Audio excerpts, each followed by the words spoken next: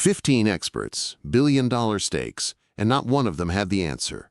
Then, a quiet secretary solved the impossible in seconds, and what the CEO did next. It didn't just change the company, it changed both their lives forever. And trust me, you won't want to miss the next twist. Stay with me. Before we begin, leave a comment telling us which city you're watching from. Subscribe for more stories. Enjoy the story.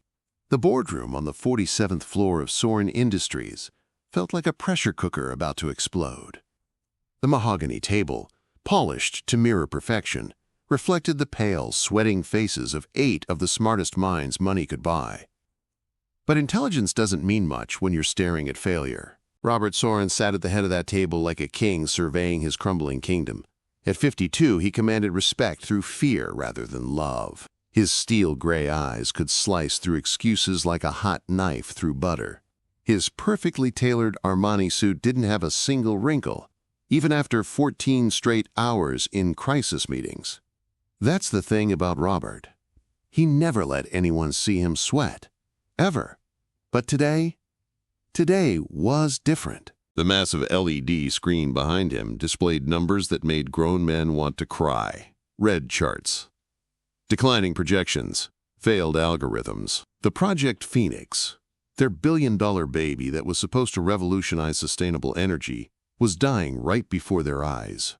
Gentlemen, Robert's voice cut through the silence like shattered glass. I need solutions, not excuses. Dr. Harrison Webb, the lead scientist with 3 PhDs and a reputation for being the smartest person in any room, cleared his throat nervously.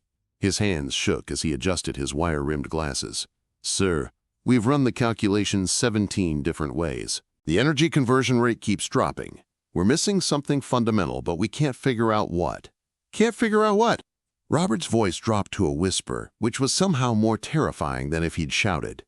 We've invested $900 million. $900 million. The board meeting is in 72 hours. Our investors are already getting cold feet. Margaret, the chief financial officer, spoke up with a trembling voice. Robert, the preliminary reports leaked to the press yesterday. Stock prices dropped 12% overnight. If we don't present a working solution by Thursday, the investors will pull out completely. The room fell silent except for the soft hum of the air conditioning and the distant sounds of New York City traffic far below. You could practically taste the panic in the air. Robert stood up slowly, his 6'3" frame casting a long shadow across the polished table. When he moved to the window, everyone held their breath. He stared out at the Manhattan skyline, his empire spread out before him like a chessboard. Do you know what my father told me when I was 12 years old? His voice was eerily calm. He said, son, in business, you're either the predator or the prey. There's no in between. He turned around, and the look in his eyes made everyone in that room want to disappear. I built this company from nothing. Nothing. I clawed my way up from a one-room office with a broken desk and a phone that barely worked. I sacrificed everything, my social life, my relationships, my youth, to build this empire. And I'll be damned if I let a bunch of overpaid scientists destroy everything I've worked for. The algorithms flashed again on the screen behind him. Failed test after failed test. Numbers that didn't add up. Formulas that should have worked but somehow didn't. James Morrison, the senior vice president, tried to lighten the mood. Sir, maybe we just need more time. Another few weeks to... Time? Robert's fist slammed down on the table so hard that coffee cups jumped and papers scattered. We don't have time! The board is breathing down my neck. Senator Williams is asking questions about our government contracts. The press is circling like vultures. He walked around the table slowly, like a shark circling wounded prey. If no one fixes this in 24 hours, you're all finished. Every single one of you. I'll personally make sure you never work in this industry again. The room erupted in desperate voices. Scientists frantically scribbling on whiteboards. Executives shouting numbers at each other. Phones ringing with urgent calls from investors. Pure chaos. But in the corner of that boardroom, quietly refilling coffee cups and organizing scattered papers, sat the most invisible person in the entire company, Lydia Ambrose. 26 years old, soft brown hair always pulled back in a simple ponytail. Wearing a modest gray dress that probably came from Target, she moved through that room like a ghost, unnoticed by the powerful men and women whose million-dollar decisions shaped the world. She collected empty coffee cups with steady hands. She straightened papers that had been crumpled in frustration. She erased old notes from the whiteboard to make room for new calculations. But her eyes were different. While everyone else panicked, Lydia's dark brown eyes studied those numbers on the screen with quiet intensity. Most people looked at her and saw just another secretary. But if they'd looked closer, really looked, they might have noticed the sharp intelligence behind those gentle eyes. As she wiped down the whiteboard, her gaze lingered on the complex formulas, energy conversion rates, molecular displacement calculations, advanced physics that should have been way above a secretary's pay grade. Should have been. Her hand paused on the eraser. Something was wrong with the third equation. Not wrong exactly, but misplaced.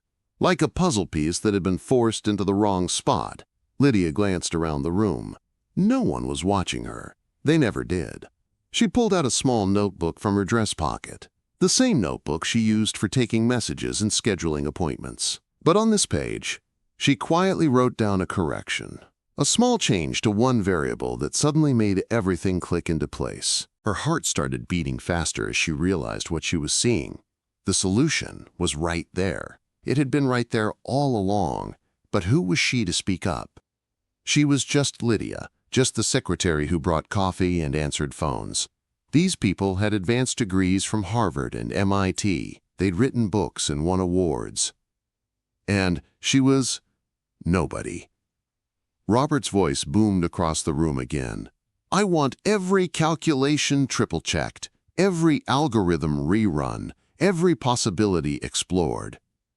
Because if we fail, this company dies, and if this company dies... He didn't finish the sentence. He didn't need to. The threat hung in the air like smoke from a fire. Careers would end. Lives would be ruined. $1 billion would vanish like morning mist. Robert's cold gray eyes swept across the room one final time, landing briefly on Lydia without really seeing her. She quickly looked down at her notebook, her heart pounding so loud she was sure everyone could hear it. 24 hours, Robert said, his voice like ice. No excuses. No second chances. He grabbed his jacket and headed for the door. But just before leaving, he paused and turned back to the room. And if anyone has even the smallest idea that might help, you'd better speak up now. Because tomorrow, heads are going to roll. The door slammed shut behind him with a sound like a gunshot. The remaining people in the room looked at each other with the hollow eyes of soldiers who'd just been told they were marching into battle. Lydia stood frozen by the whiteboard, the eraser still in one hand, her notebook clutched in the other. The solution was right there in her handwriting. Simple, elegant, correct. But her mouth stayed closed. She watched as the scientists huddled together, frantically discussing theories that would lead nowhere. She saw the executives making desperate phone calls to other experts who would tell them exactly what they'd already heard 17 times. Nobody looked at the quiet secretary in the corner. Nobody asked for her opinion. Nobody would ever think that the woman who organized their files and brought their lunch could possibly understand advanced quantum physics. As Lydia cleaned up the empty conference room, her hands trembled slightly. She thought about her mother lying in a hospital bed across town, waiting for surgery they couldn't afford. She thought about her second job at the diner, where she worked until 2 in the morning just to pay rent on their tiny apartment. She thought about staying invisible, staying safe, keeping her head down like she always did. But she also thought about those numbers. About the solution that was so close she could taste it. The notebook felt heavy in her pocket as she turned off the lights and closed the door. 24 hours until everything changed.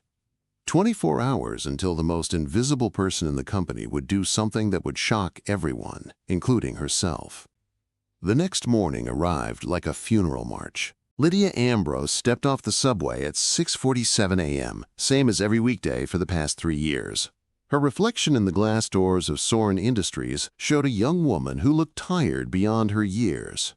Dark circles under her eyes told the story of another sleepless night, partly from worry about the crisis at work, but mostly from the 3-hour shift she'd pulled at Murphy's Diner after leaving the office. 2 jobs. That was her reality. Secretary by day, waitress by night. All so she could send money to her parents back in Ohio, where her father's factory job had ended when the plant closed. And her mother's medical bills kept piling up like autumn leaves. But Lydia never complained. Complaining was a luxury she couldn't afford. She rode the elevator to the 47th floor in silence, surrounded by executives in expensive suits who talked about stock options and weekend plans in the Hamptons. They looked right through her, as if she were made of glass, which was fine by her. Being invisible had its advantages. The boardroom still smelled like yesterday's panic when she entered. Coffee stains on the mahogany table, crumpled papers scattered across chairs.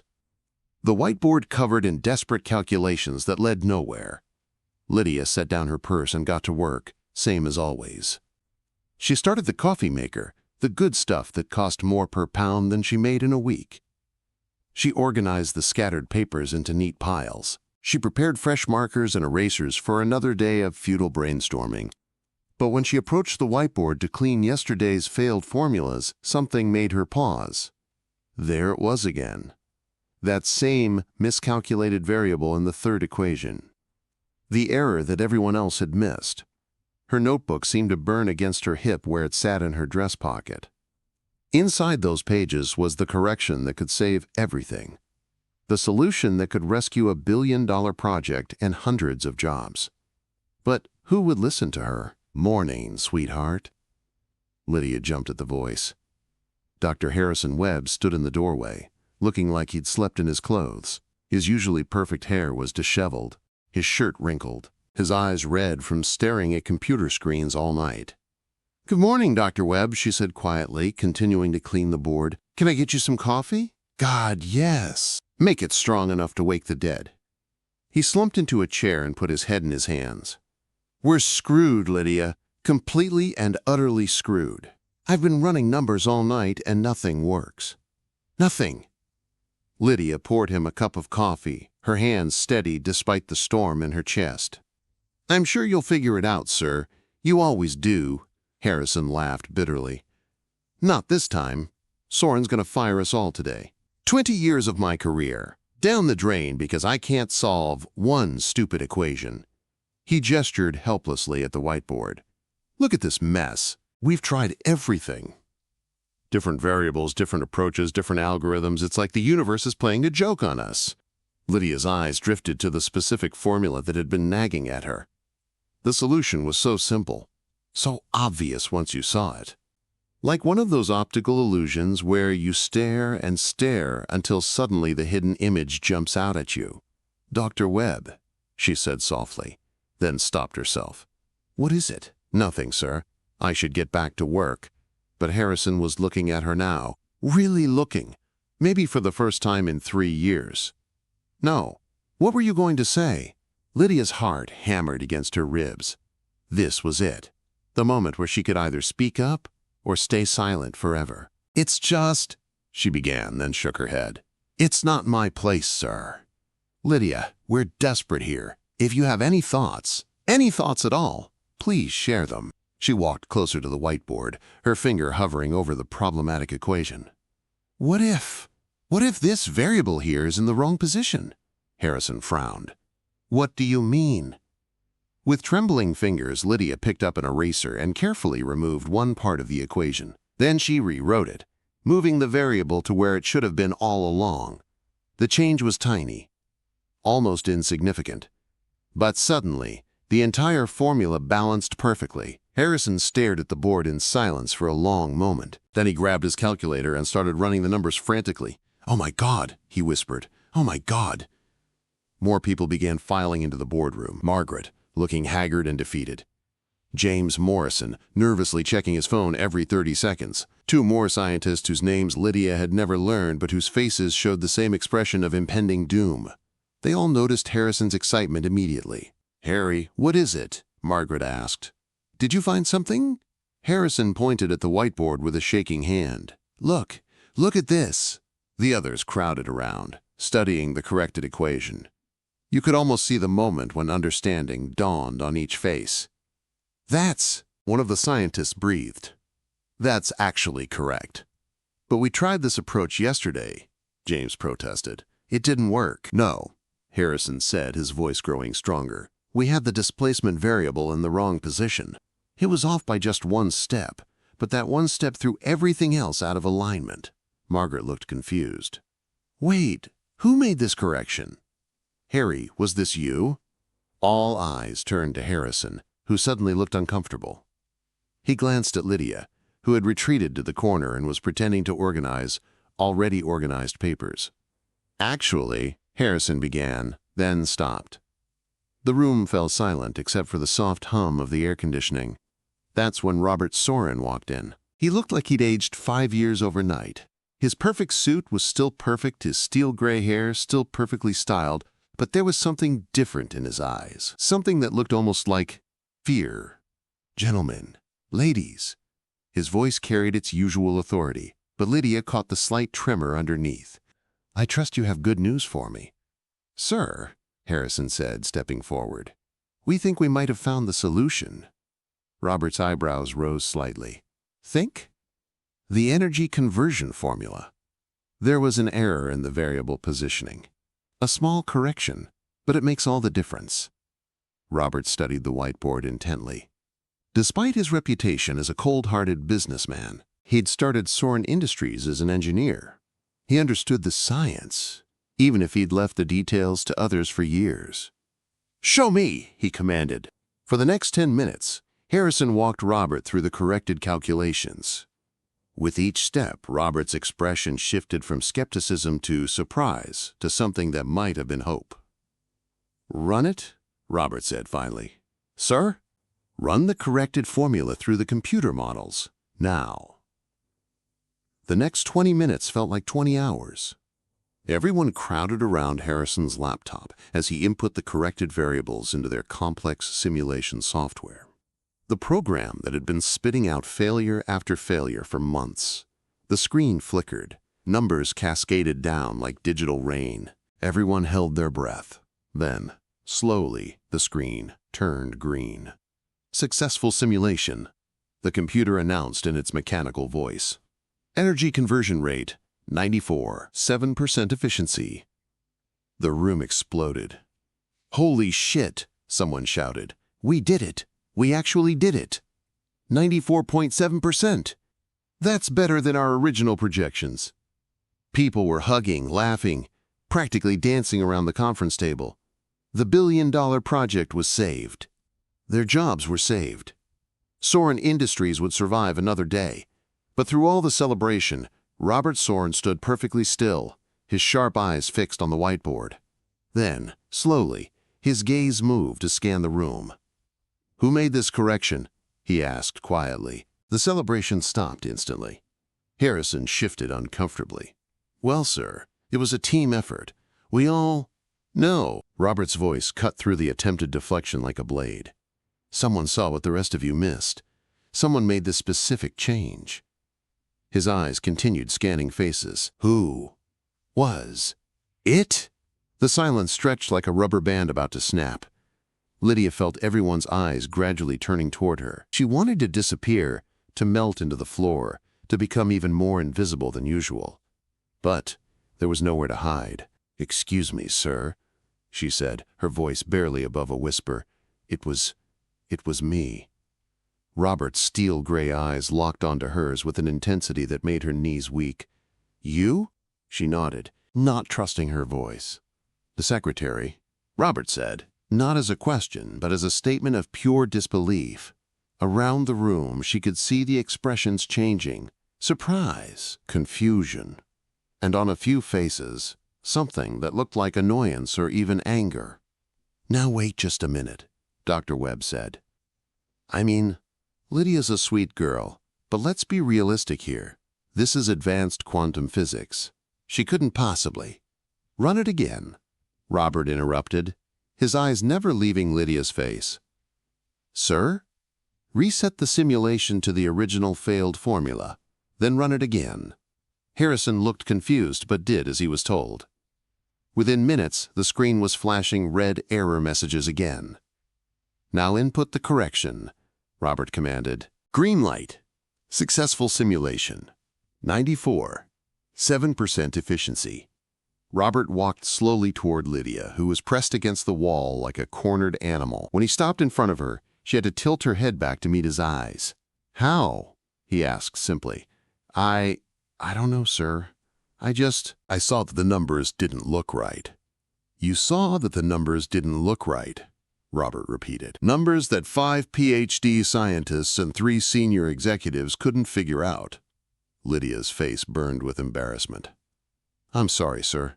I know it's not my place to—" "Don't apologize," Robert said sharply. Then, more gently, "Don't ever apologize for being right." He turned to address the room, but his words were meant for her. "Ladies and gentlemen, it appears we've been overlooking a significant asset." His voice carried a note of something Lydia had never heard from him before: respect. "Ms. Ambrose, my office, now." The walk to Robert's corner office felt like a death march. Lydia's legs moved automatically while her mind raced in circles. Was she in trouble? Was he going to fire her for overstepping her bounds? Was this all some cruel joke? Behind them, she could hear the confused murmurs of the executives and scientists trying to process what had just happened. Robert's office was exactly what you'd expect from a man who'd built an empire. Floor-to-ceiling windows overlooking Manhattan, walls lined with awards and photos of him with presidents and celebrities, a desk the size of a small car made from what looked like a single piece of mahogany. He closed the door behind them and walked to his desk, leaving Lydia standing awkwardly in the middle of the room. "Sit," he said, gesturing to one of the leather chairs facing his desk. Lydia perched on the edge of the chair like she might need to run at any moment. For a long moment, Robert just studied her, his sharp eyes taking in details that everyone else had missed for 3 years. "Tell me about yourself," he said finally. "Sir, your background, your education, how you came to work here." Lydia's mouth went dry. I graduated from Ohio State with a degree in applied mathematics, but I couldn't afford graduate school, and there weren't many jobs in my field back home, so I moved to New York and took whatever work I could find." Robert's eyebrows rose slightly. "Applied mathematics, from Ohio State." "Yes, sir. I know it's not Harvard or MIT, but—" "What was your GPA?" The question caught her off guard. My GPA? Your grade point average. What was it?"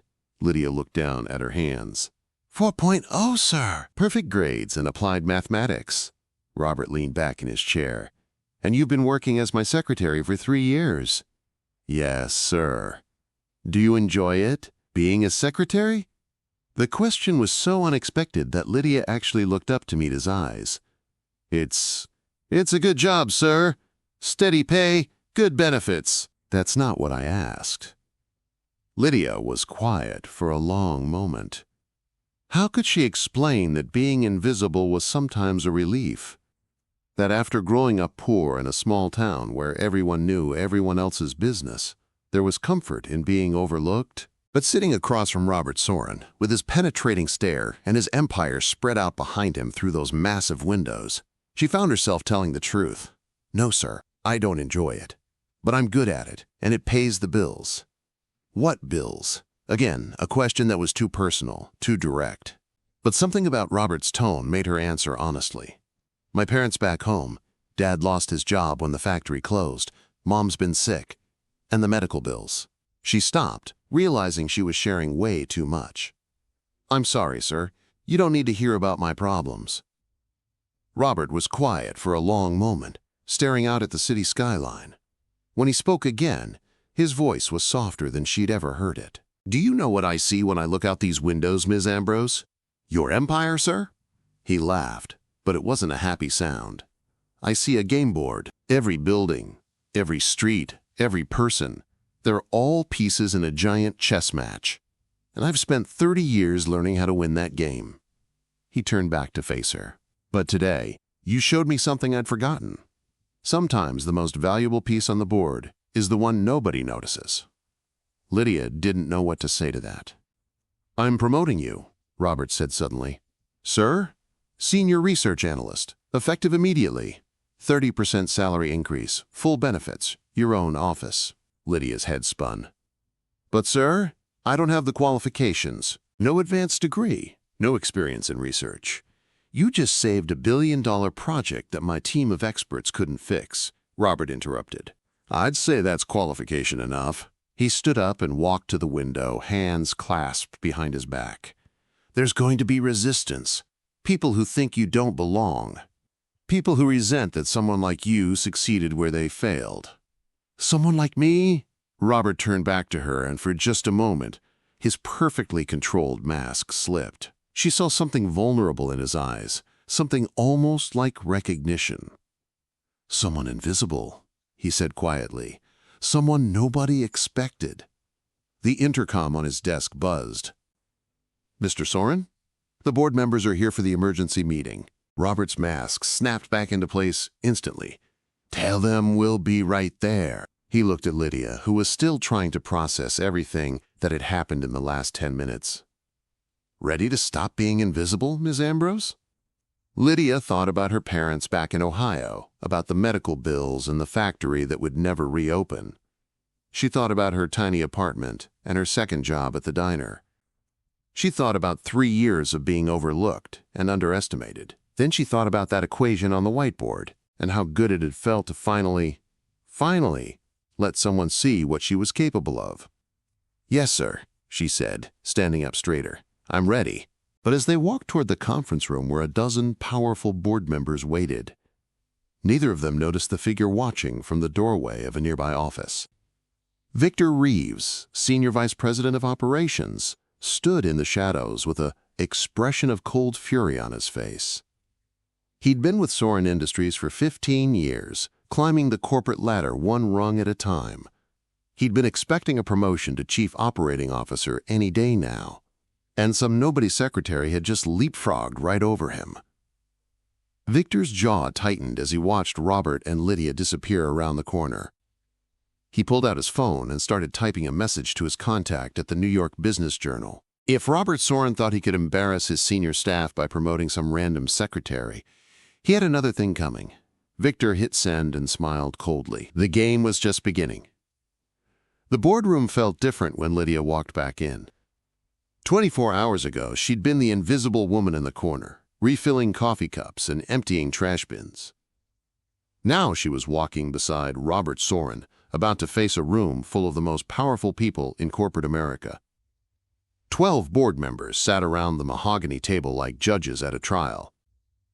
Old money and new money, political connections and business dynasties, all unified by one thing: the power to make or break careers with a single vote. Lydia recognized some faces from newspaper articles and magazine covers. Senator Patricia Williams, who'd left politics to join the private sector, tech mogul David, Margaret's older brother who'd sold his startup to Google for $2 billion, real estate heiress Amanda Blackstone, whose family owned half of Manhattan. These were people who decided the fate of nations over lunch meetings. And now they were all staring at her. "Ladies and gentlemen," Robert began, his voice carrying its usual authority, "I'd like you to meet Lydia Ambrose, our newest senior research analyst." The silence that followed was deafening. Senator Williams was the first to speak. "Robert, perhaps you could explain to us exactly what's going on here. We were told there was an emergency board meeting regarding the Project Phoenix crisis." "There was a crisis," Robert replied calmly, "and Ms. Ambrose solved it." He walked to the whiteboard, where the corrected formula still gleamed under the fluorescent lights.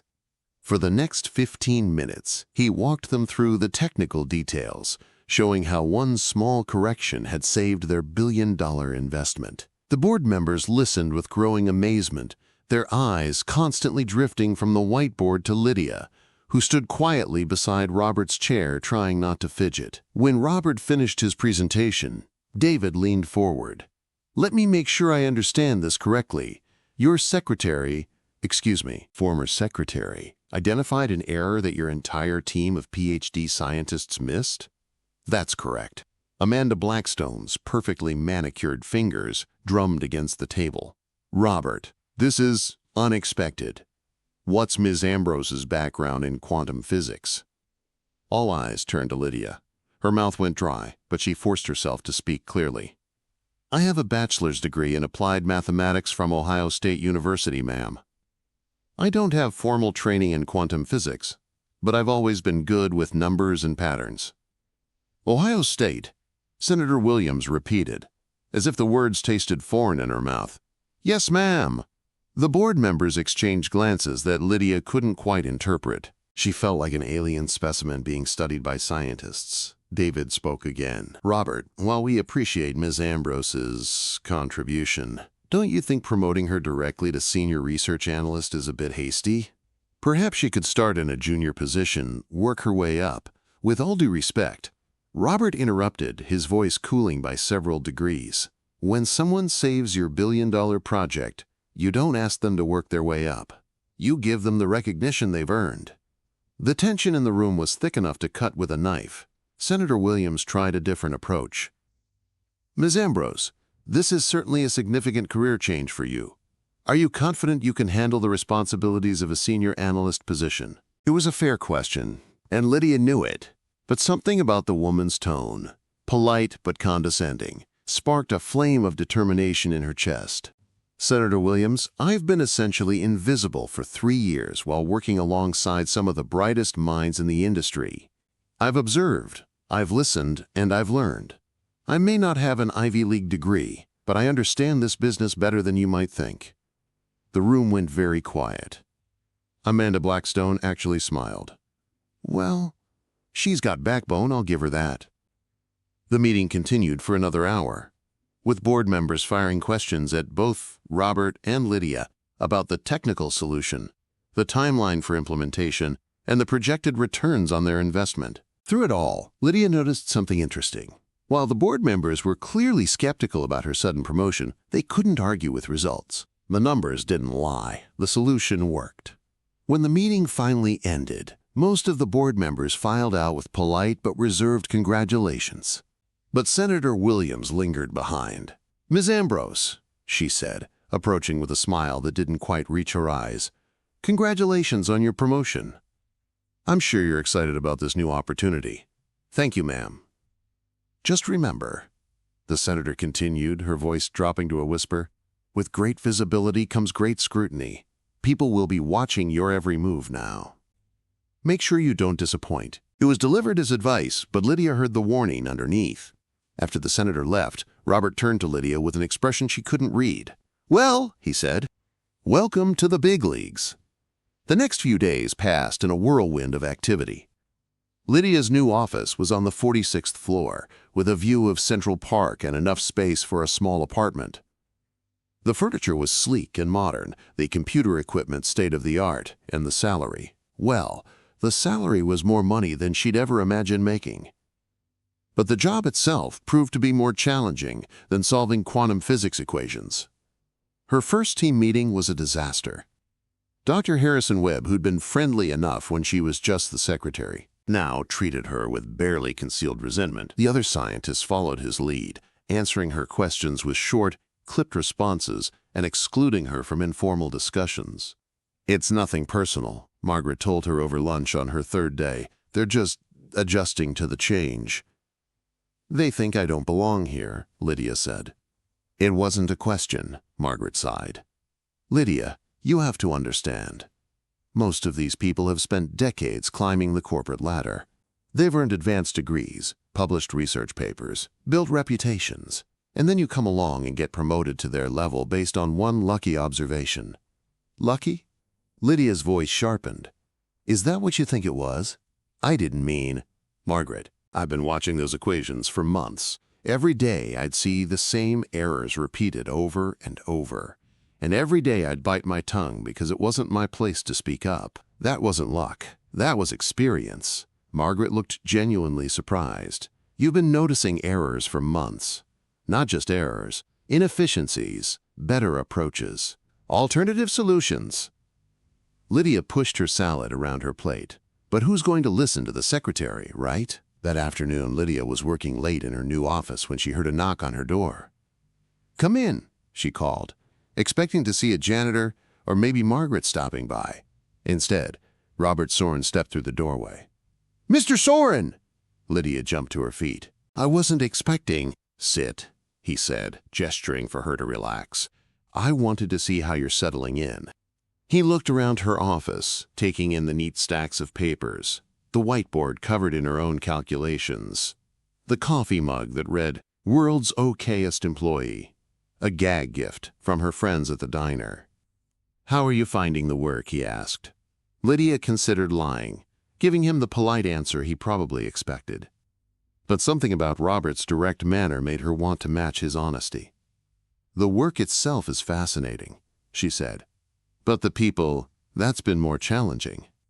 Robert sat down in the chair across from her desk, which surprised her. In all her years as his secretary, he'd never sat down for a casual conversation. "Tell me," he said. So she did. She told him about the cold shoulders and whispered conversations that stopped when she walked into a room, about being excluded from important meetings and having her ideas dismissed without consideration, about feeling like an outsider in her own workplace. Robert listened without interrupting, his steel gray eyes never leaving her face.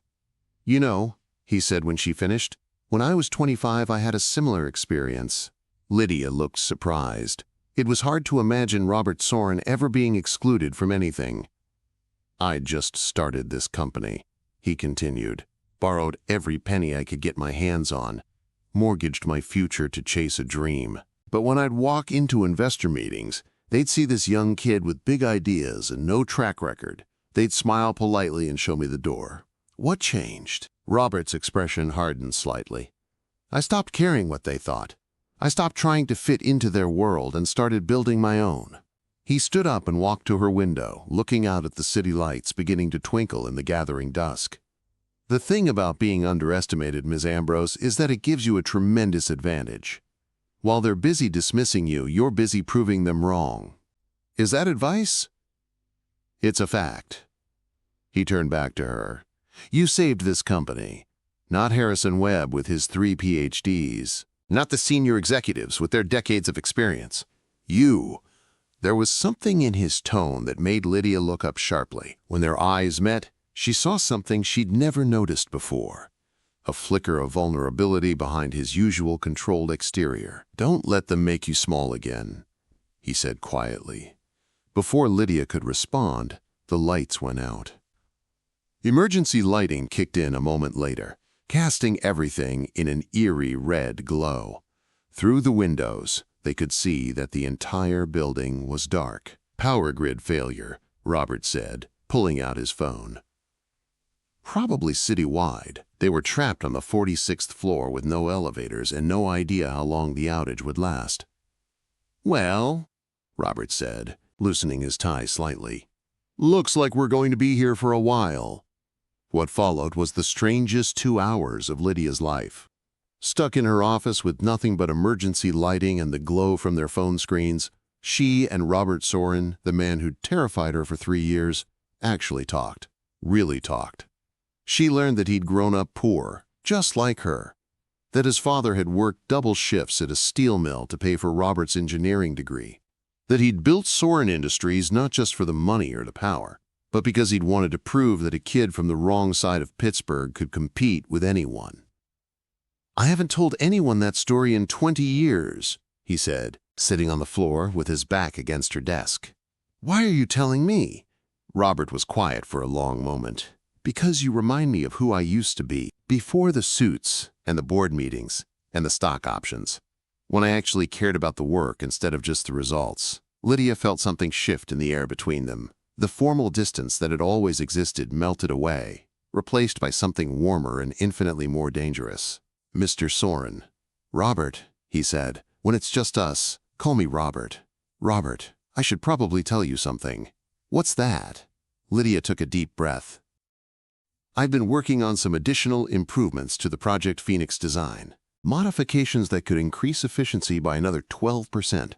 Robert's head snapped up. "Show me." For the next hour, by the light of their phone flashlights, Lydia walked Robert through her calculations. Her improvements were elegant, innovative, and absolutely brilliant. "This is incredible," Robert breathed, studying her notes. "Lydia, this could revolutionize the entire industry." When he looked up at her, his eyes were bright with excitement, and something else she couldn't quite name. "You're amazing," he said softly. The words hung in the air between them, like a bridge waiting to be crossed. Lydia's heart started beating faster. Robert was sitting so close she could smell his cologne, could see the silver threads in his dark hair, could feel the warmth radiating from his body. The lights came back on with a sudden fluorescent brightness that made them both blink and scramble to their feet. The spell was broken. Robert straightened his tie and smoothed his hair, his professional mask sliding back into place like armor. "I should go," he said, not meeting her eyes. "Long day tomorrow." "Of course," Lydia managed, her cheeks burning with embarrassment. But as he reached the door, Robert turned back. "Lydia? Yes? Keep working on those improvements. I want to see a full presentation by Friday." After he left, Lydia slumped back in her chair, her heart still racing. What had just happened between them, and more importantly, what did it mean? She was so lost in thought that she almost missed the email notification on her computer. The sender was anonymous. The subject line made her blood run cold. "Stop interfering, or we'll ruin you." The message itself was short but effective. "You don't belong in that office. You don't belong in this company. Stop trying to be something you're not, or you'll regret it. This is your only warning." Lydia stared at the screen, her hands trembling slightly. Someone was watching her. Someone felt threatened enough by her success to send anonymous threats. But who? 3 floors below, Victor Reeves smiled as he deleted the message from his sent folder. He'd used an anonymous email service, routed through multiple proxy servers. There was no way to trace it back to him. Phase 1 was complete. Now it was time to escalate. Victor opened his contact list and scrolled to a name he hadn't called in years. Ben Webb, investigative reporter for the New York Business Journal, and Harrison Webb's younger brother. Ben owed Victor a favor from way back, and Victor was finally ready to collect. "Ben, it's Victor Reeves from Soren Industries. I have a story you're going to want to hear." The leak hit the news at 6:47 a.m. on a Wednesday morning. Lydia was getting dressed for work, the anonymous threat still fresh in her mind from 3 days earlier, when her phone started buzzing with text messages. The first was from Margaret. "OMG, Lydia, have you seen the news?" The second was from her neighbor. "Girl, you're famous. Check Channel 7. The third was from a number she didn't recognize. "Saw the story. So proud of you. Mom." Her mother never texted. Her mother barely knew how to use a smartphone. With growing dread, Lydia turned on the television. Quote, ... Stunning revelation at Soren Industries, where a secretary with no advanced scientific training has allegedly saved a billion-dollar project through what some are calling either genius or impossible luck. The news anchor's perfectly made-up face filled the screen, but it was the headline scrolling across the bottom that made Lydia's stomach drop. From coffee runs to quantum physics, the secretary WHO shocked Wall Street. "Oh no," she whispered. The story had everything a hungry media loved. A classic underdog tale with class warfare undertones and just enough technical jargon to sound impressive. They had photos of Lydia from her Ohio State graduation, somehow obtained from her parents. They had quotes from unnamed sources within Soren Industries describing her as unqualified but lucky, and a publicity stunt by Soren to distract from deeper problems. But worst of all, they had details about her personal life that no reporter should have been able to access. Her father's unemployment, her mother's medical bills, her second job at Murphy's Diner. Her phone rang. Unknown number. "Hello, Ms. Ambrose? This is Jake Morrison from CNN. We'd love to get your side of the story." She hung up immediately, but the phone rang again 30 seconds later, and again, and again, by the time she arrived at Soren Industries. There were news vans parked outside and reporters shoving microphones at anyone entering or leaving the building. "Ms. Ambrose! How does it feel to go from secretary to senior analyst overnight? Is it true you never took a physics class in college? What's your response to critics who say you're unqualified for your position? Lydia kept her head down and pushed through the crowd, but she could feel the cameras following her every step. The elevator ride to the 46th floor felt endless. When she finally reached her office, she found Margaret waiting for her, pacing nervously by the window. "Lydia, thank God you're here. Robert wants to see you immediately." "How bad is it?" Margaret's expression said everything. The stock dropped 8% in pre-market trading. The board is having an emergency meeting, and there are already 3 major news outlets requesting interviews with Robert. As they walked toward Robert's office, Lydia noticed how people stared at her, not with the previous cold dismissal, but with something worse. Pity, mixed with curiosity, like she was a car accident they couldn't look away from. Dr. Harrison Webb was standing outside Robert's office when they arrived, and his expression was thunderous. "This is a disaster," he said without preamble. "The entire scientific community is buzzing about this story. My reputation is being questioned because I couldn't solve a problem that a secretary figured out." "Harrison," Margaret began. "No, this is insane. She got lucky with one equation, and now she's being treated like some kind of genius? I have 20 years of experience, 3 advanced degrees, and dozens of published papers. But all anyone wants to talk about is the secretary who saved Sorin Industries." Before Lydia could respond, Robert's office door opened. "Ms. Ambrose, my office, now." Robert's office felt different today. The usual sense of controlled power was replaced by barely contained chaos. 3 phones were ringing simultaneously. His computer screen showed news websites with headlines about Sorin Industries. His usually perfect appearance was slightly disheveled, his tie loosened and his hair showing finger marks where he'd run his hands through it. "Sit," he said, gesturing curtly to a chair. Lydia sat, her hands folded in her lap, waiting for the axe to fall. "Do you have any idea who might have leaked this story?" Robert asked without preamble. "No, sir. I haven't spoken to any reporters."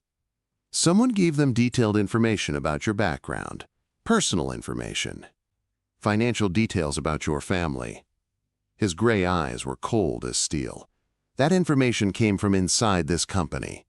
Lydia felt a chill run down her spine. "You think someone here?" "I don't think, Miss Ambrose. I know." Robert pulled up something on his computer screen and turned it toward her. "This is the original personnel file we have on you. Basic information. Name, address, previous employment. But the news story includes details that aren't in our official records. Someone did additional research."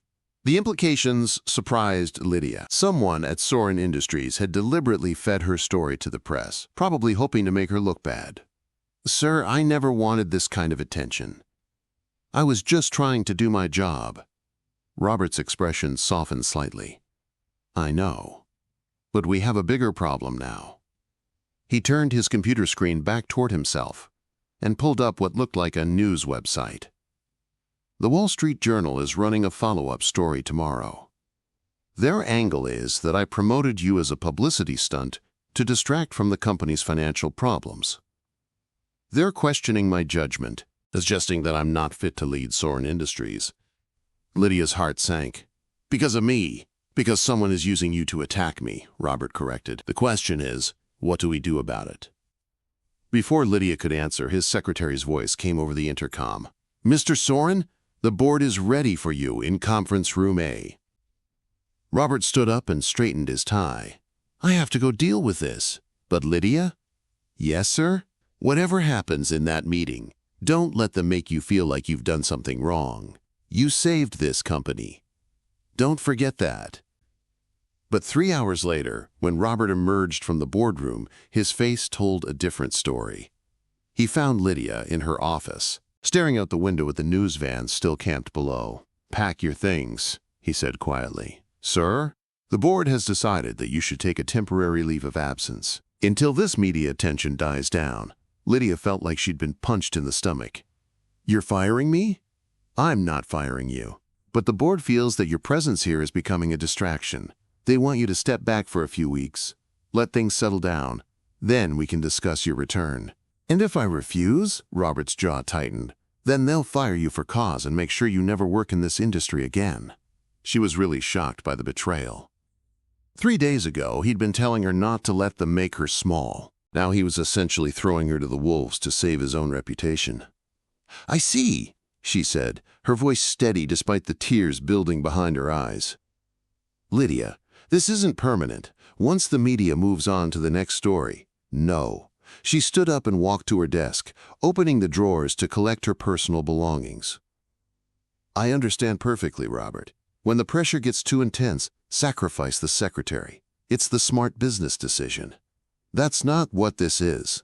She turned to face him, and Robert was struck by the dignity in her posture despite the pain in her eyes. "Isn't it? 3 days ago, you told me I reminded you of who you used to be. Turns out, you were right. I'm exactly like you used to be, before you learned that protecting yourself is more important than protecting the people who trust you." Robert looked like she'd slapped him. "Lydia, don't." She picked up the photo of her parents that she'd placed on her desk. "I'll be out within the hour." The elevator down to the lobby was the longest ride of her life. When the doors opened, she was greeted by a wall of reporters and camera flashes. "Ms. Ambrose!" "Any comment on your departure from Soren Industries? Is it true you've been terminated? Do you have any regrets about speaking up?" Lydia pushed through the crowd without answering, her head held high despite the chaos around her. She made it exactly 3 blocks before she had to duck into an alley and let the tears come. Her phone buzzed with a text message from an unknown number. "Told you to stop interfering. This is what happens to people who don't know their place." That evening, the story got worse. Soren Industries secretary accused of corporate espionage screamed the headline across every major news outlet. According to reliable sources, Lydia had been secretly copying confidential files and passing information to Soren Industries, competitors. The evidence included bank deposits to her account that she couldn't explain and email records that supposedly showed her in contact with rival companies. All of it was fabricated, but it was convincing enough to destroy what remained of her reputation. Her phone rang. Her mother's number. "Lydia, honey, we just saw the news. Are you okay?"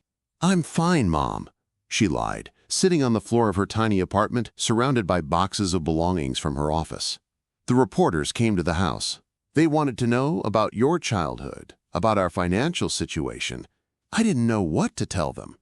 "You don't tell them anything, Mom. This will all blow over soon." But as she hung up the phone and turned on the television to see her face plastered across every news channel, now labeled as a potential corporate spy instead of an inspiring success story, Lydia wondered if anything would ever be the same again. 3 floors above the chaos of Manhattan traffic, Victor Reeves poured himself a scotch and smiled as he watched the news coverage from his office. Phase 2 was complete. For 6 days, Lydia Ambrose disappeared. She unplugged her phone, avoided the internet, and ignored the reporters who still occasionally knocked on her apartment door. She lived on takeout food and old movies, trying to pretend that her entire life hadn't exploded on national television. But on the 7th day, someone knocked on her door who wouldn't be ignored. "Lydia, open up. I know you're in there." Margaret's voice carried the authority of someone who wasn't going to take no for an answer.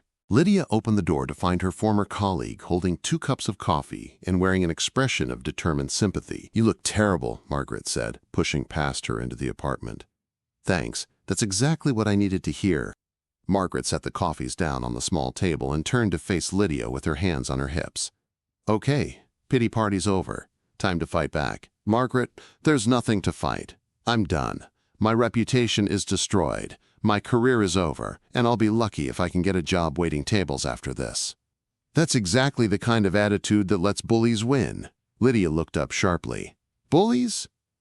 Margaret opened her briefcase and pulled out a thick folder. "I've been doing some digging since you left. Those bank deposits they claim prove you were taking bribes? I traced them back to their source." She handed Lydia a series of printouts. "They came from a shell company registered in the Cayman Islands. A shell company that's owned by another shell company, which is owned by another shell company. What does that mean?" "It means someone with serious resources and legal expertise set up a complex financial structure to frame you. This wasn't some spur-of-the-moment decision, Lydia. Someone planned this for weeks, maybe months." Lydia studied the documents, her mind racing. Who would go to this much trouble? Someone who felt threatened by your success. Someone who had a lot to lose if you continued to rise through the company. Before Lydia could respond, Margaret pulled out another document. And then there's this. The email records that supposedly show you communicating with competitors. I had our IT department check the metadata. The what? Digital fingerprints. Every email has hidden information that shows exactly when and where it was sent from. These emails were sent from a computer terminal in Soren Industries after hours, using administrative access codes. Margaret leaned forward. Lydia, someone inside the company used their high-level access to frame you. This wasn't just a leak to the press. This was a coordinated attack designed to destroy your credibility and get you fired. The pieces started clicking together in Lydia's mind. The anonymous threat, the perfectly timed media leak, the fabricated evidence that appeared just when she needed it most. We have to tell Robert, she said. Margaret's expression darkened. That's complicated. What do you mean? Robert's been under intense pressure from the board since you left.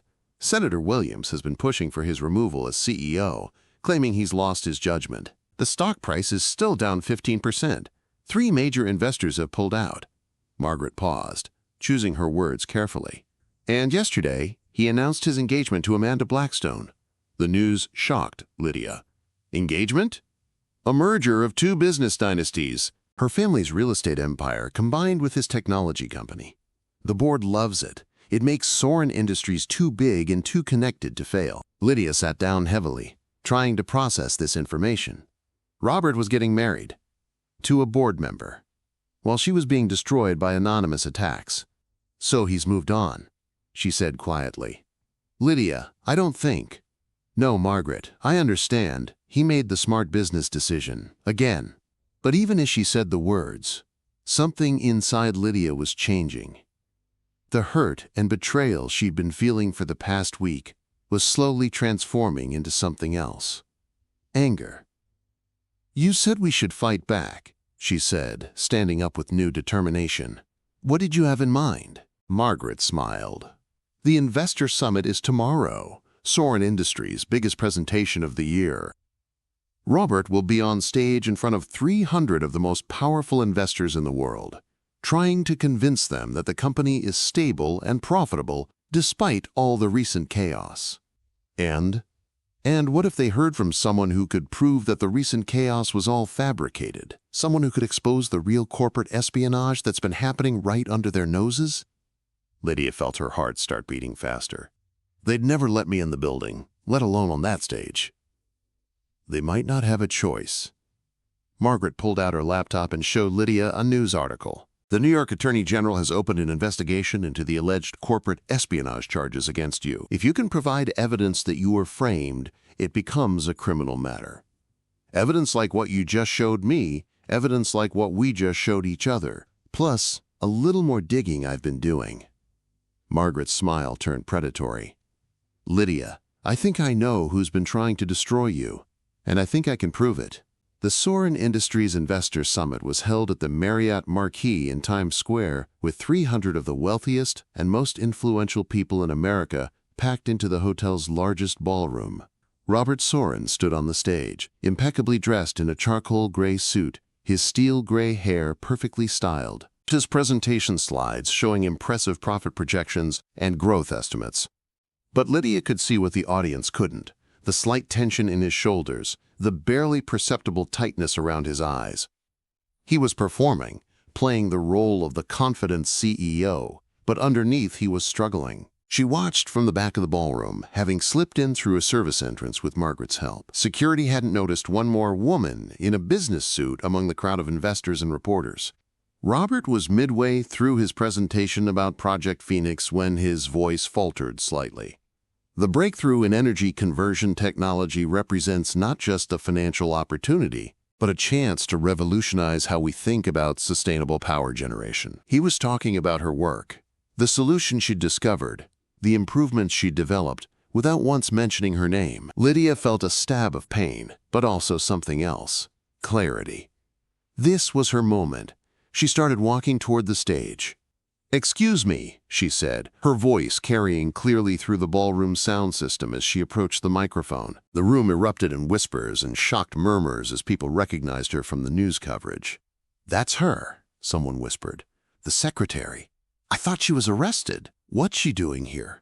Robert froze on the stage, his eyes wide with shock as he watched Lydia climb the steps to join him. "Ladies and gentlemen," she said, taking the microphone with steady hands, "my name is Lydia Ambrose. You might know me from recent news coverage as the Sorin Industries secretary who was accused of corporate espionage." The ballroom fell completely silent. "I'm here today to tell you the truth about what really happened, about who really committed corporate espionage, and about why the future of this company depends on more than just profit margins and stock prices." She looked out at the sea of faces, investors, reporters, business leaders, all hanging on her every word. "6 months ago, I was invisible. I brought coffee, answered phones, and organized files.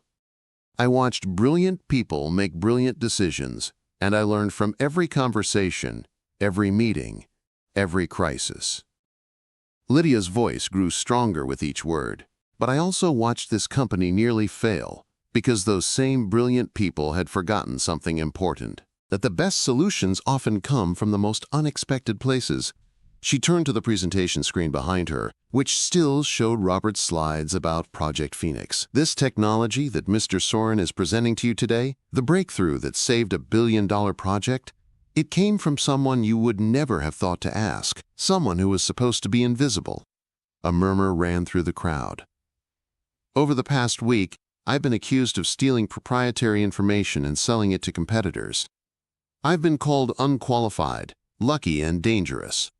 My personal life has been exposed, my reputation destroyed, my character assassinated." Lydia's eyes found Robert's across the stage. He was staring at her with an expression she couldn't read. "But the truth is, I was targeted because someone felt threatened by what I represented. The idea that innovation doesn't always come from the corner office, that solutions don't always require advanced degrees, that sometimes the most valuable insights come from the people you've been overlooking." She pulled out Margaret's folder and held it up. "I have evidence that proves I was framed. Bank records showing fabricated financial transactions. Email metadata proving that messages were sent using administrative access codes by someone inside Sorin Industries. A coordinated campaign designed to destroy my credibility and remove me as a threat to the established hierarchy." The room erupted in shocked whispers and urgent conversations. "But this isn't really about me," Lydia continued, raising her voice above the noise. "This is about what kind of company Sorin Industries wants to be, what kind of world we want to build." She looked directly at Robert again. "You can choose to be a company that sacrifices its innovators to protect its executives, that values politics over performance, connections over creativity, that promotes people based on who they know rather than what they can contribute." Her voice grew passionate, filled with conviction. "Or you can choose to be a company that recognizes talent wherever it comes from, that values ideas over pedigree, that understands that the future belongs to organizations brave enough to give voices to their invisible people." The ballroom was completely silent now, 300 powerful people hanging on every word. "The choice is yours. But I want you to know that the technology you're investing in, the breakthrough that could change the world, came from someone who was never supposed to matter." Lydia set the microphone back on its stand and walked toward the steps leading off the stage. But before she could leave, a voice stopped her. "Wait!" Robert Sorin stepped forward, his own microphone in hand. "Ladies and gentlemen," he said, his voice carrying clearly through the sound system, "Ms. Ambrose is right about everything." The crowd stirred with surprise. 6 months ago, our billion-dollar project was failing, and our best minds couldn't figure out why. It was Lydia, someone we had overlooked for 3 years, who saw the solution that saved us all. Robert's voice grew stronger. "And when she was attacked for her success, when lies were spread about her integrity, I failed her. I chose politics over principle, safety over courage." He turned to face Lydia directly. "I was wrong." Then he addressed the crowd again. "Effective immediately, I'm promoting Lydia Ambrose to Chief Innovation Officer of Sorin Industries.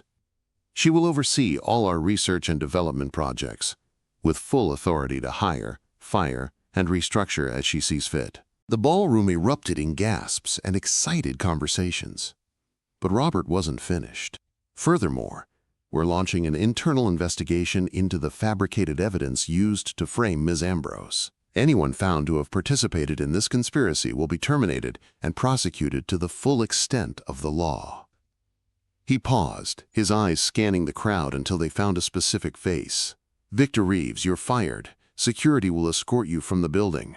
In the third row, Victor Reeves stood up abruptly, his face flushed with anger and panic. 2 security guards were already moving toward him. "This is insane!" Victor shouted. "You're destroying this company for some secretary with a lucky guess." "Actually," Robert said calmly, "I'm saving it." As security escorted a protesting Victor from the ballroom, Robert turned back to Lydia. "Ms. Ambrose, would you care to share your vision for the future of Sorin Industries?" For a moment, Lydia just stood there, overwhelmed by the sudden reversal of fortune. Then she walked back to the microphone. "Thank you," she said simply, "but I have one condition." Robert raised an eyebrow. "No more invisible people. From now on, every voice gets heard, every idea gets considered. Every person in this company, from the janitors to the executives, gets treated like they might have the next billion-dollar solution." The crowd broke into spontaneous applause. As the applause died down, Lydia looked out at the sea of faces. Investors, reporters, competitors, colleagues, all of them looking at her with respect instead of dismissal. For the first time in her life, she was truly visible. 6 months later, the transformation of Sorin Industries was complete. The 47th floor had been redesigned as an open innovation lab where employees from every department could collaborate on new projects. The rigid hierarchy that had once defined the company culture had been replaced with fluid teams that formed around ideas rather than titles. And in the corner office that had once belonged to Robert Sorin, Lydia Ambrose stood looking out at the Manhattan skyline, still sometimes amazed by how much her life had changed. A soft knock on her office door interrupted her thoughts. "Come in," she called. Robert entered, carrying 2 cups of coffee, a ritual that had developed over the past few months as they worked together to rebuild the company. "The quarterly numbers are in," he said, setting 1 cup on her desk. "Profits are up 37%. Stock price hit an all-time high. And we just signed the biggest government contract in company history." Lydia smiled. "All because we started listening to people we'd been ignoring." It was true. The innovations that had driven Sorin Industries' remarkable turnaround hadn't come from expensive consultants or Ivy League MBA programs. They'd come from a maintenance worker who'd suggested a more efficient way to cool the building's computer servers, from an accountant who'd identified a pattern in their supply chain that was costing millions, from a security guard who'd proposed a revolutionary new approach to data protection. "You did this," Robert said, sitting down across from her desk. "You changed everything." "We did this," Lydia corrected, "together." The past 6 months had been intense, challenging, and sometimes exhausting. But they'd also been the most rewarding of Lydia's life. Working alongside Robert to rebuild Sorin Industries had shown her a side of him she'd never seen before. The passionate engineer who'd started the company, not the cold executive he'd become. "I have something for you," Robert said, pulling a small velvet box from his jacket pocket. Lydia's heart skipped a beat. "Robert, It's not what you think," he said quickly, though his smile suggested he knew exactly what she'd been thinking. "Open it." Inside the box was a small golden key. "It's symbolic," Robert explained. "The key to the executive washroom used to represent ultimate success in corporate America. But I think we've redefined what success looks like." Lydia laughed, picking up the tiny key. "So this is my reward for overthrowing the corporate hierarchy?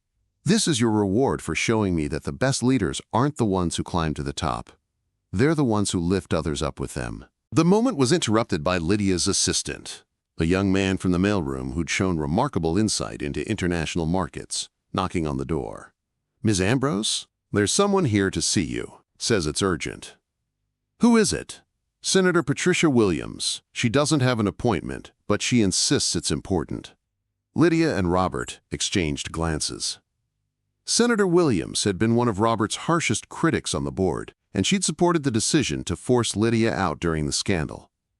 "Send her in," Lydia said.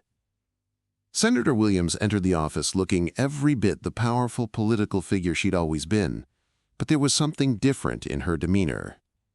Something that looked almost like humility. "Ms. Ambrose." "Mr. Sorin." She nodded to both of them. "Thank you for seeing me." "What can we do for you, Senator?" Robert's voice was carefully neutral. "I owe you both an apology," Senator Williams said directly. 6 months ago, I made a serious error in judgment. I allowed my concerns about the company's stability to override my better instincts about character and integrity. She looked directly at Lydia. "Ms. Ambrose, you were right. About innovation coming from unexpected places. About the value of listening to voices that have been marginalized. About the importance of courage in leadership." "Thank you," Lydia said simply, "but I'm not here just to apologize. I'm here with a proposition." Senator Williams sat down and pulled out a briefcase. "The federal government is launching a new initiative focused on sustainable energy and economic innovation.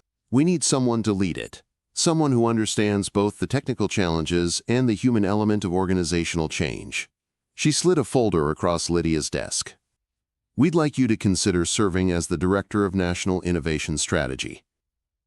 It would mean leaving Sorin Industries, but you'd have the resources and authority to implement your philosophy on a national scale." Lydia opened the folder and scanned the documents inside. The position would give her oversight of billions in federal research funding, the ability to shape policy that could affect every industry in America, and a platform to promote the kind of inclusive innovation she'd pioneered at Sorin Industries. It was an incredible opportunity. It was also terrifying. "I'll need time to think about it," Lydia said finally. "Of course. But don't take too long. The country needs leaders like you more than you might realize." After Senator Williams left, Lydia and Robert sat in silence for several minutes. "You're going to take it, aren't you?" Robert said finally. "I don't know. This company, this work we're doing here, it feels like we're just getting started." Robert stood up and walked to the window, his hands clasped behind his back in a gesture Lydia had learned meant he was thinking deeply about something. "When I started Sorin Industries," he said without turning around, "I thought success meant building something that would last forever, something that would be my legacy." He turned to face her. "But you've taught me that the best legacy isn't something you build. It's something you inspire others to build after you're gone." "Robert, take the job, Lydia. The country needs what you've learned here. And Sorin Industries will survive. In fact, it will thrive because you've already changed its DNA." That evening, Lydia found herself on the roof of her apartment building, looking out at the lights of New York City spread below her like stars fallen to earth. Her phone buzzed with a text message from her mother. "Saw you on the news again, sweetie. Your father and I are so proud of everything you've accomplished. Whatever you decide to do next, we know it will be amazing." Another message came in immediately after, from Margaret. "Girl, if you don't take that government job, I'm going to drag you to Washington myself. The world needs more leaders like you." And then, surprisingly, one more message from a number she didn't recognize. "Ms. Ambrose, this is Dr. Harrison Webb. I wanted you to know that I'm sorry for how I treated you when you first got promoted. You've taught us all something important about leadership and humility. Whatever path you choose next, you have my complete support."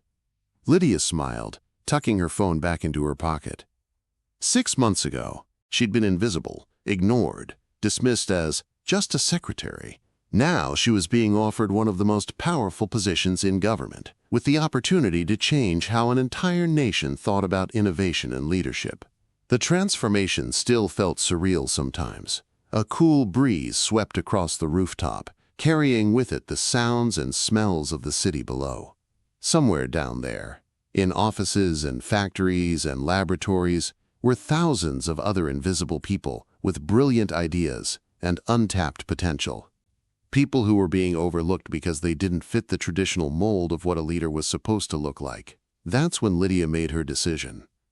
She pulled out her phone and dialed Robert's number. "Lydia?" Everything okay? I'm taking the job, she said without preamble. There was a pause. I think that's the right choice. But I have conditions. Of course you do, Robert said, and she could hear the smile in his voice. First, I want Soren Industries to partner with the government initiative. Your company becomes the private sector model for inclusive innovation. Done. Second, I want to establish a national mentorship program that pairs experienced executives with high-potential employees from non-traditional backgrounds. Excellent idea. And third, Lydia took a deep breath, I want you to come with me as my deputy director. This time, the pause was longer. Lydia, I can't leave Soren Industries. It's my life's work.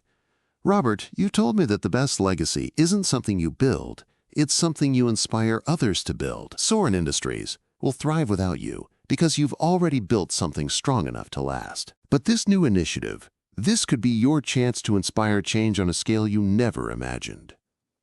She could practically hear him thinking through the phone. Besides, she added with a smile, somebody has to make sure I don't get too comfortable in that corner office in Washington. Robert laughed. When do we start?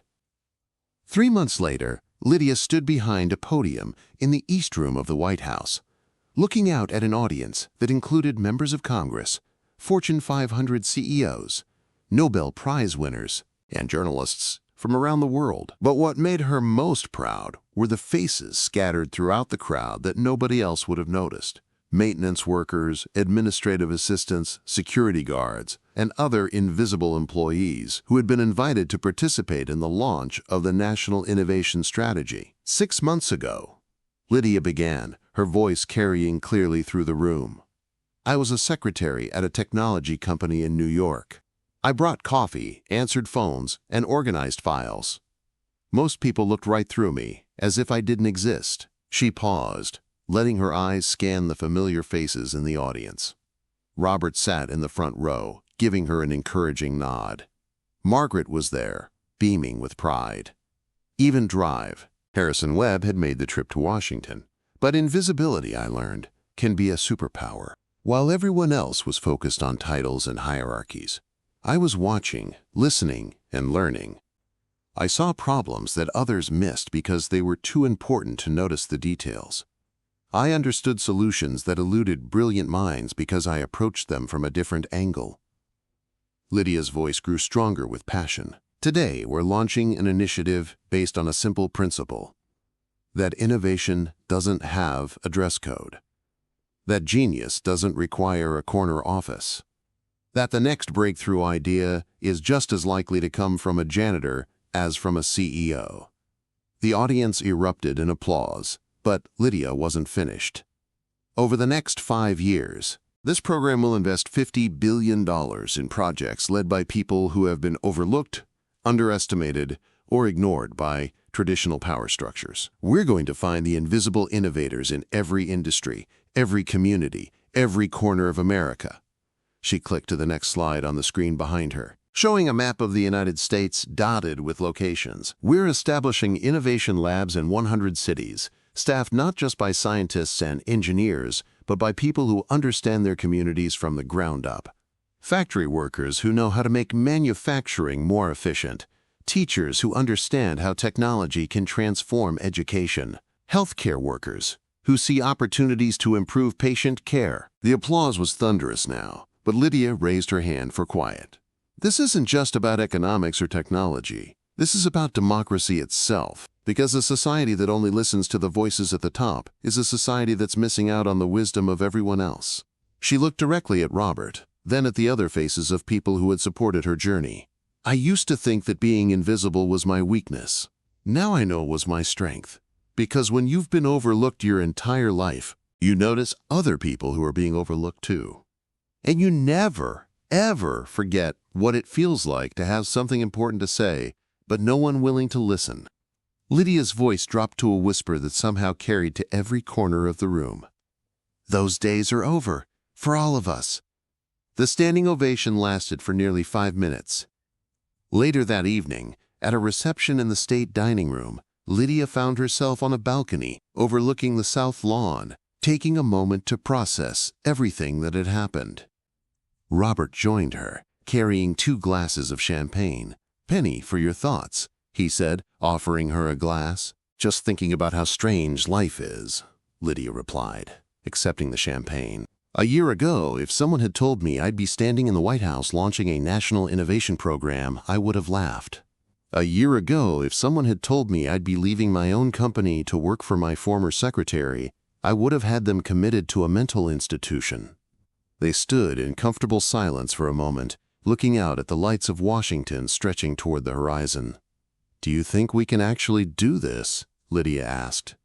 "Change how an entire country thinks about innovation and leadership?" Robert turned to study her profile in the soft light from the reception behind them. "Lydia, 6 months ago you transformed one of the most hierarchical, traditional companies in America. You turned enemies into allies, competitors into collaborators, and invisible people into leaders. If anyone can change the country, it's you." "We," Lydia corrected automatically. "If anyone can change the country, it's us," Robert smiled. "Us." As if summoned by their conversation, Margaret appeared in the doorway behind them. "Sorry to interrupt," she said, "but there's someone inside who insists on meeting you, Lydia. Says she's been following your story since the beginning." Curious, Lydia and Robert followed Margaret back into the reception, where they found a young woman who couldn't have been more than 22, wearing a simple black dress and looking slightly overwhelmed by her surroundings. "Miss Ambrose," the young woman said nervously, "my name is Tabitha. I was a file clerk at a pharmaceutical company in Boston until last week." "What happened last week?" Lydia asked gently. "I got promoted to research director," Tabitha said, her voice gaining confidence. "I'd been noticing patterns in our drug trial data that the statisticians were missing. Small things, but they suggested our most promising medication was actually causing subtle side effects that could be dangerous." "Tabitha," M's eyes lit up as she continued her story. "For months, I kept quiet because I figured the people with advanced degrees knew better than I did. But then I saw your speech at the Investor Summit on YouTube, and I realized, what if I was right? What if my perspective as someone who processed the raw data every day gave me insights that others missed?" "And?" Robert prompted. I spoke up. Presented my analysis to the research team. Turns out I was right. We caught a potentially serious problem before the drug went to market. Could have saved thousands of lives. Lydia felt a familiar warmth in her chest. The same feeling she'd had when her equation had finally solved the Project Phoenix crisis. "That's incredible, Tabitha. You should be proud of yourself." "I am," Tabitha said with a smile. "But more than that, I'm grateful. Your story gave me the courage to use my voice. And now," she pulled a business card from her purse, "I'm starting my own data analysis consulting firm, focused on finding patterns that traditional researchers miss." As Tabitha walked away to rejoin the reception, Lydia felt Robert's hand on her shoulder. "See?" he said quietly. "It's already started." But their moment of satisfaction was interrupted by the arrival of Lydia's assistant, looking unusually serious. "Ms. Ambrose, I'm sorry to bother you, but there's an urgent message from the FBI. They need to speak with you privately." Lydia and Robert exchanged concerned glances as they followed the assistant to a quiet corner of the reception. The FBI agent was a woman in her 40s with sharp eyes and a no-nonsense demeanor. "Ms. Ambrose, I'm Agent Serafina Jett. We've been investigating the corporate espionage case against you from last year." "I thought that was resolved," Lydia said. "The fabricated evidence against you was exposed, yes, and Victor Reeves was prosecuted for fraud. But during our investigation, we uncovered something much larger." Agent Jett pulled out a tablet and showed them a complex organizational chart. Reeves wasn't working alone. He was part of a network of corporate executives who were systematically targeting innovative employees who threatened traditional power structures. They've been doing this for years, across multiple industries. Lydia felt a chill run down her spine. "How many people?" "We've identified at least 47 cases over the past 5 years. Brilliant employees who were framed, discredited, or forced out of their companies because they challenged the status quo." Robert leaned forward. "What kind of cases?" "A software engineer who developed a revolutionary algorithm only to be accused of stealing code. A marketing analyst who identified a more effective strategy, then was framed for insider trading. A factory supervisor who improved safety protocols, then was accused of sabotage when accidents decreased and made his bosses look incompetent. The implications shocked Lydia. They've been destroying innovators systematically. It's bigger than that, Agent Jet continued. This network has connections to investment firms, consulting companies, even some government contractors. They've been suppressing innovation to protect existing market structures and prevent disruptive change. She showed them another screen with photos and names. The good news is that your case broke this whole thing open. Victor Reeves is cooperating with our investigation in exchange for a reduced sentence, and we're closing in on the entire network. What do you need from us? Robert asked. Testimony, mostly, but also, Agent Jet looked directly at Lydia. We need you to be careful. This network represents billions of dollars in vested interests. They've lost one battle, but they haven't given up the war. As if to emphasize her point, the agent's phone buzzed with a text message. She read it quickly, her expression darkening. What is it? Lydia asked. Someone just leaked a story to the Washington Post claiming that your national innovation strategy is a front for corporate espionage against American businesses. They're saying you're using your government position to steal trade secrets and pass them to foreign competitors. Lydia felt the familiar sick feeling in her stomach that she'd experienced during her first media crisis. It's starting again. Different players, same playbook, Agent Jet confirmed.